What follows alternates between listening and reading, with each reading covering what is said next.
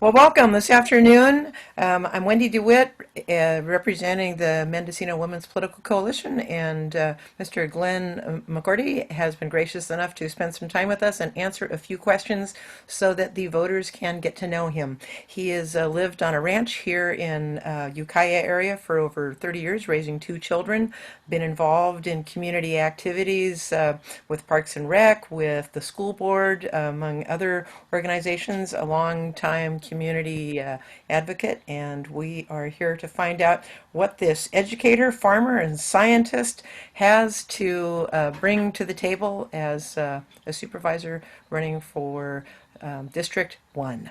So welcome, sir. Thank you, Wendy. A pleasure to be here. And we'll start right into this with you've mentioned on your website several issues that you're concerned about, so why don't we just jump right into a couple of those? Okay. You mentioned housing as an issue, and I wonder what your suggestions are to improve our situation here locally. Housing? Yes. So Mendocino County has kind of a critical shortage of housing in all categories, from uh, low income to luxurious palaces. We really don't have a lot of things built here. We are kind of still pretty much a small rural county, and I think it's becoming a bit of a crisis, particularly as young people are trying to start families and careers. The cost of housing is high and there's really not a lot available. So I am a proponent of infilling, but when we talk about infilling, we're talking mostly the second district. Um, but again, as a supervisor in the county, you're really a supervisor for all of Mendocino County, not just your district. And I really advocate for allowing uh, infilling to go forward, and it may require some changes in some of the zoning to allow for buildings that are taller, like three-story townhouses as opposed to more sprawling single-family residences. Some setback rules that might, have essentially, like in the case of townhouses, there's no physical separation from some of them. Sometimes they're more like row houses. So these are things to look at. There's probably 70 to 80 acres of infilling to be done inside of the city of Ukiah, and I kind of advocate for that. The first district becomes a little bit more problematic because particularly, we have two issues going on. We're in the flat parts of outside of Ukiah, a lot of that's in floodplain, so we really can't develop in there, nor should we, and because it's really critical to maintain water levels in our uh, groundwater, and we need to have places for water to infiltrate. In Redwood Valley, where there is some open space for potentially for development, we don't have any water. So we have to take a look at trying to figure out how to get more water. And I don't know if all of the water right options have been explored, where perhaps water rights may be transferred from some existing agricultural parcels that might also have developed surface water and allow that to be used for some development. I'd like to see the Redwood Valley School repurposed into kind of entry level housing if there's a way to do that. And again, I know water is a concern and one of the reasons why we couldn't do that, but the buildings otherwise would be well suited and could make some very cool studio apartments and things. So those are just some of the ideas that sort of were flowing through my head. The other important thing is to always plan, plan, plan. You have to have infrastructure. If you want development, you have to have water hookups and sewer service and access that's safe. And because we've been through some really horrific evacuations in our county in the last few years, we always have to think about public safety of having multiple ways in and out. And those are all things that I think are important as we address housing. Last thing I just say is that trying to fund it and keep it local, I sort of like that, but let's not get completely down on developers either, because there are some developers who specialize in this, and some of them are really creative, and they come up with good amenities and ideas when they put a package together. So I'm not necessarily against developers coming from the outside, but it's really important that they talk with the community so that we know what we're getting into when we sign up with something. I would also like to see an investment fund maybe that could make monies available just as they have a thing called the DST 1031 exchange for real estate investors. I'd love to see one that was funded from local resources that could help fund projects in Mendocino County that would attract some good developers who care about providing a quality product for our community. Continuing along with your mention of water, I know you've been involved with the Potter Valley project. What can you talk about on that? Well, I haven't been involved per se, other than the end users. I've worked over the years with many of the vineyard people, and we've learned how to grow grapes with less water, and I think that's something that, as we move forward in California, we have to address water conservation on all levels, and there's much we can do. The Potter Valley project, of course, is of grave concern to us because it's in the process of being sort of let go by PG&E, and we're attempting to get it relicensed so that we maintain local control. And there's kind of a consortium of interested persons involved that includes both environmental and fisheries people and Humboldt County from the Yell River Basin, as well as Sonoma County Water Agency and local water purveyors in the county of Mendocino. A lot of people have their eyes on that because it's absolutely critical to our well-being. Their plan would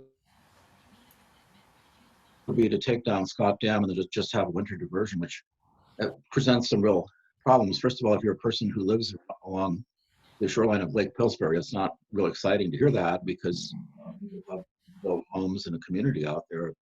And this was done with very little input. People who live in that watershed. The other issue then, of course, is that if we only have a winter diversion so that we don't store water anymore, that's going to be an issue for Potter Valley, because basically they depend on that summer flow in order to keep the valley green, and it's critical for them. And almost 3,000 acres of farmland that's up there in the community, and it would forever change them if they didn't have that water anymore. Mm-hmm. So we have to kind of think about that, and then we have to think about the cost, because all the things that we're talking about, decommissioning dams and reconfiguring all of the water storage and possibly water distribution, could be horrendously expensive. And I'd like to see some financial analysis done before we commit to something like that.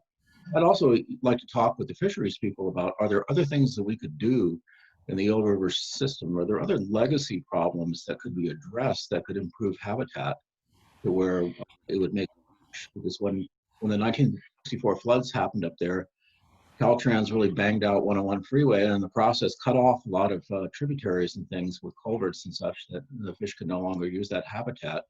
Would that be easier and cheaper to do than taking down a dam and decommissioning a water project? And I mean, these are all things that we want to have a very, very healthy debate. And as I've said before, put on our thinking caps before we commit to anything. Mm-hmm. And finally, we want to be sure that our local communities stay somewhat in the driver's seat on this, that we don't end up being kind of a victim to outside interests and not really having any control over what happens. Right. You also mentioned that economic development is an area you're very interested in. Do you have suggestions for supporting local businesses, or how would you see that becoming a healthier area? Got to get over COVID first.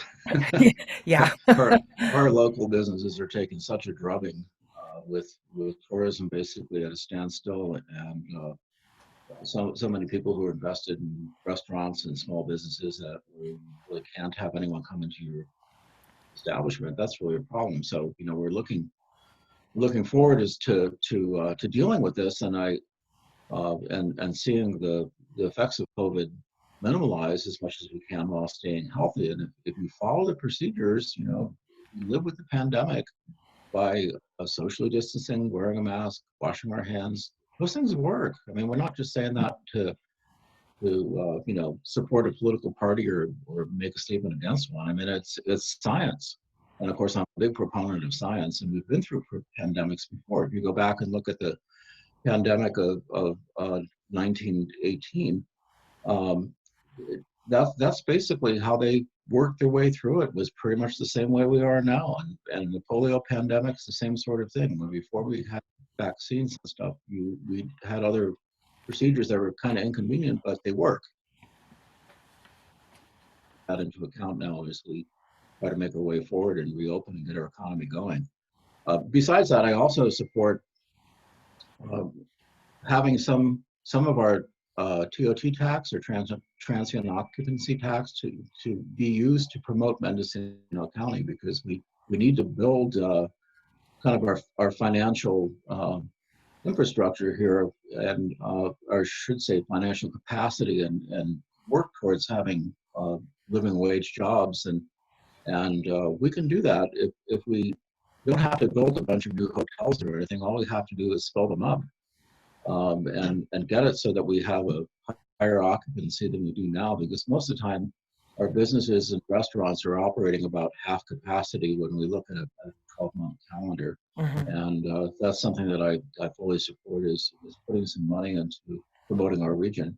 You know, if people don't hear from you, they're not going to know if there's anything going on. So Mendocino County is a really great getaway for people from Sacramento and the Bay Area. That's where about 60 to 70% of our visitors come from. So, and it's always a good idea to stay in touch with your best customers, and I think that's something that's worth doing. Is there any talk of having some sort of local funding for small business loans? Well, we sort of uh, do already with West Company, EDFC, and there probably could be more capacity built into that than we do right now. I would like to see a funding a project that's financed locally as kind of an investment portfolio. I'd be interested to take a look at with working with Savings Bank or Redwood Credit Union or someone who's a local banker that might be willing to set something like that up, that would be in support of micro enterprises or small startups. We certainly had a lot of really good inspirational things come out of Mendocino County when we look back at companies like Real Goods and Mendocino Brewing Company and Fetzer Vineyards. And the problem is we seem to get to the companies seem to get to a certain size, and people get burned out and tired and want to sell to somebody else who then can't really sustain it. So we really have to kind of create a maybe more nurturing environment to keep our local businesses local. Well, I promised you that we would keep this relatively short. Okay. So, how about if you address a subject of your choice, and I'll encourage those who are voting in district. We are District One. 1. Yes. To go to your website. There's a lot of information there, and it's easy to contact you via email. So, if people have specific questions, they can follow up with you as well. So, let's wrap it up with a subject of your choice, sir. Okay. So I'd like to talk about roads just briefly, because I would like to know where the worst roads are so we can do some prioritization. It was a really interesting study that was done by the University of California looking at injury to pears that are shipped from Potter Valley. And they put these little devices in the pear bins that could tell when you hit a bump. And they found out that 60% of the bumps happened in the first couple miles. Oh my God. And that's an example of, there's a place that's in need of some resurfacing. I'm lucky I live on Old River Road, and our road is in pretty good condition, which is great because we get a lot of traffic, both cars and bicycles and things. And I want to make sure that we keep our infrastructure so that it's not dangerous to use it. And I'd like to hear from people where they think we really need to prioritize, and then work with the Department of Transportation if I'm elected to try to straighten out some of those really bad areas. Mhm. All right. Well, thank you for sharing your time with us today. And All again, right, I Wendy. encourage all of our viewers and voters to go to your website and find out some more information and make sure you're registered to vote.